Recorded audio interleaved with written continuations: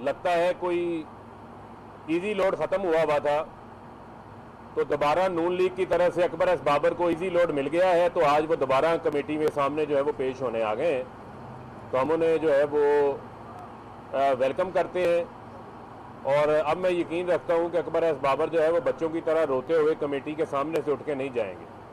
आज का जो सबसे अहम और मामला है वो फॉरेन फंडिंग के हवाले से। आपके इल्म में है कि वो जमातें जो इस मुल्क के अंदर फॉरेन फंडिंग की बुनियाद रखने वाली जमातें हैं, उनको आज फॉरेन फंडिंग की फिक्र लाहक हुई है। आप ये देखें कि फजल रहमान, जिनकी अपनी पार्टी के सीनियर तरीन रहनुमा हाफिज हुसैन अहमद साहब, वो एक टीवी शो पे नहीं आते, मुतअद्दिद टीवी शोज के ऊपर आके इस बात का इंकशाफ कर रहे हैं कि फजल रहमान को 2 बैरूने मुल्क से जो है वो फंडिंग होती रही। वो लीबिया का नाम लेते हैं, वो इराक का नाम लेते हैं, और वो ये बात कह रहे हैं कि फजल रहमान साहब उनसे फंडिंग लेते रहे हैं। तो आज मैंने इलेक्शन कमीशन में ये जमा करवाया है कि आप बुला लें फजल रहमान साहब को भी। 24 फरवरी को नोटिस जारी हुआ 19 जमातों को, और हाफिज हुसैन अहमद साहब को भी बुला लें, मौलाना शरानी साहब को भी बुला लें, जो इस बात का बार बार इजहार कर रहे हैं कि फजल रहमान ने फॉरेन फंडिंग ली है। और ये वो शख्स है जो फॉरेन फंडिंग का इल्ज़ाम पीटीआई के ऊपर लगा रहा था, लेकिन इनकी अपनी पार्टी के लोगों ने फजल रहमान की फॉरेन फंडिंग का जो है वो भांडा फोड़ दिया है।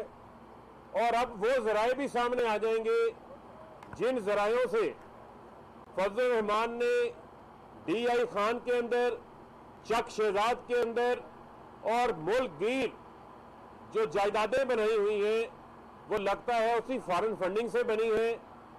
और ये भी समझ आ जाएगा कि जो लॉन्ग मार्चेस हुकूमत के अदम इस्तेकाम के लिए किए गए, उसका खर्चा भी सामने आ जाएगा कि वो किस मुल्क ने जो है वो उठाया है। अब तो इनके नाम जो है वो खुल के सामने आ गए।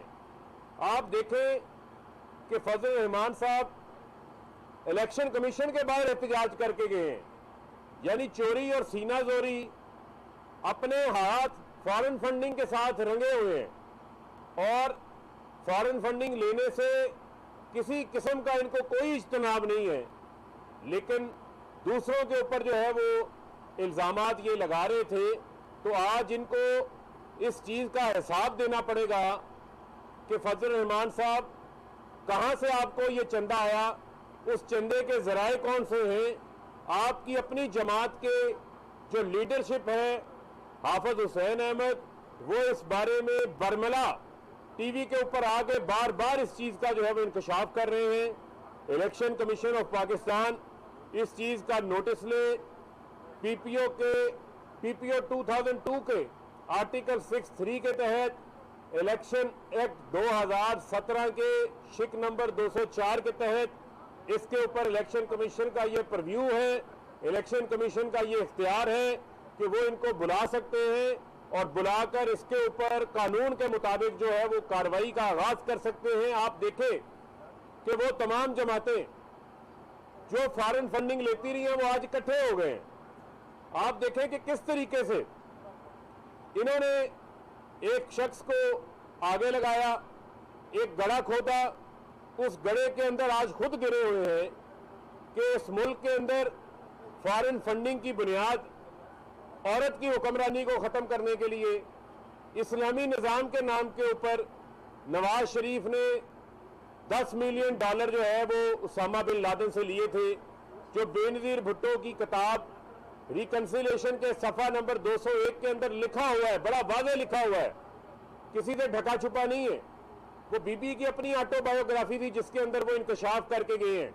मैं आज फिर इनको चैलेंज करने लगा हूं कि फजल रहमान, अगर आपके हाथ साफ हैं तो आकर अपनी रसीदें यहां पर जमा करवाएं और आगे बताएं कि आपने लीबिया से, इराक से पाकिस्तान के खिलाफ काम करने के लिए किस एजेंडे के तहत पैसे लिए थे, उस पैसे से आपने पाकिस्तान के अंदर क्या, किस एजेंडे को जो है वो प्रमोट किया। आप किस मुंह से जो है वो बात करते हैं इस्लाम की? आपको तो जो है वो इस्लाम की नहीं, इस्लामाबाद की फिक्र होती है। आपको अपने खजाने की, अपना जाती पेट भरने की जो है वो फिक्र होती है। और मरियम सफदर वो भी गायब है।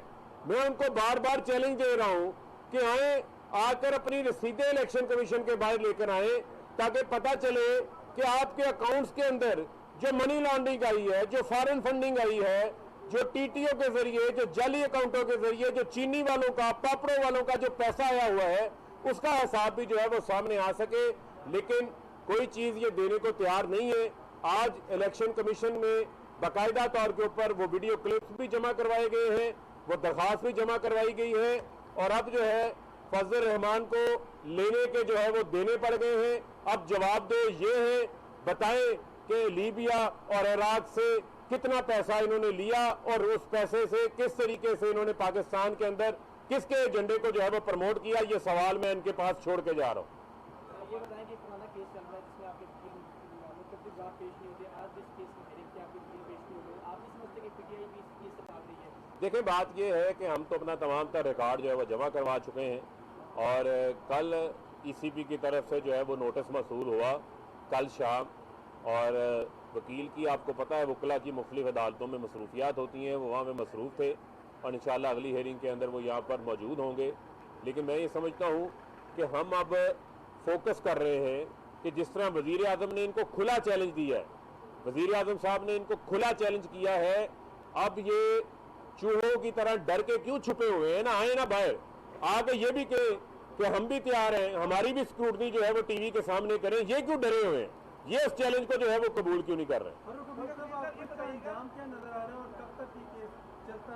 देखिए, मुझे तो उम्मीद है कि इसका जो फैसला है वो जल्द से जल्द इलेक्शन कमीशन करेगा, क्योंकि अब मामला जो है वो चल पड़ा है, और बात वो लोग कर रहे हैं, मैंने जिस तरह पहले भी आपको कहा कि जो लोग खुद इस मुल्क के अंदर फॉरेन फंडिंग की बुनियाद रखने वाले हैं, जिनकी जमातों के अखराजात, जिनकी घरों के अखराजात, जिनकी तमाम जायदादें जो है वो फॉरेन फंडिंग से बनी हुई हैं, वो किस मुंह से फॉरेन फंडिंग का सवाल करते हैं? ये बताइए कि जो अपने सदर का केस है जिसकी आज हेयरिंग हुई है, उसमें क्या पीटीआई ये दरखास्त देने जा रही है कि फॉरेन फंडिंग की जो स्क्रूटनी कमेटी की कार्रवाई को ओपन किया जाए? देखिए, बात यह है कि इसके ऊपर तो इलेक्शन कमीशन पहले ही अपनी पोजीशन को वादे कर चुका है, और स्क्रूटनी कमेटी एक जीआईटी के तौर के ऊपर काम कर रही है, हमें कोई एतराज नहीं है। लेकिन फैसला जो है वो इलेक्शन कमीशन ने करना है। इलेक्शन कमीशन कह चुका है कि इलेक्शन कमीशन इन तमाम केस की ओपन कोर्ट के अंदर जो है वो हेयरिंग करेगा। पाकिस्तान का एक मौजूद अदारा है जिसके ऊपर हमें एतमाद है, और हम उम्मीद करते हैं कि कानून के मुताबिक वो इसके ऊपर फैसला करेगा। 2014 में जब ये दरखास्त आई थी तब नून लीग की हुकूमत थी। अब नून लीग ने एहतजाज किया है कि इसकी तहकीकात की जाए, जो कि इजलास दाखिला का भी नुमाइंद बनता है।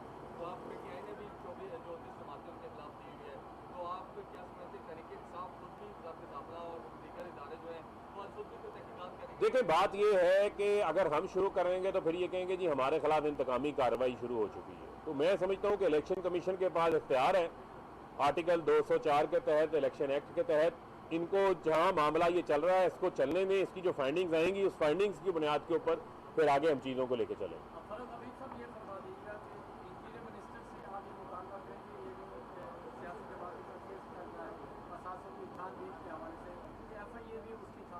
देखिए, मेरे ख्याल में अभी इलेक्शन कमीशन काम कर रहा है, इलेक्शन कमीशन की फाइंडिंग्स डालने दें, उसके बाद मुतलका इदारे भी जो है वो अपना काम आगे शुरू कर सकते हैं। बहुत शुक्रिया। पीटीआई रहनुमा फरूख हबीब इलेक्शन कमीशन के बाहर मीडिया से गुफ्तगू कर रहे थे। उनका कहना था कि फॉरेन फंडिंग लेने वाली जमातें आज एक प्लेटफॉर्म पर मुत्तहिद हैं।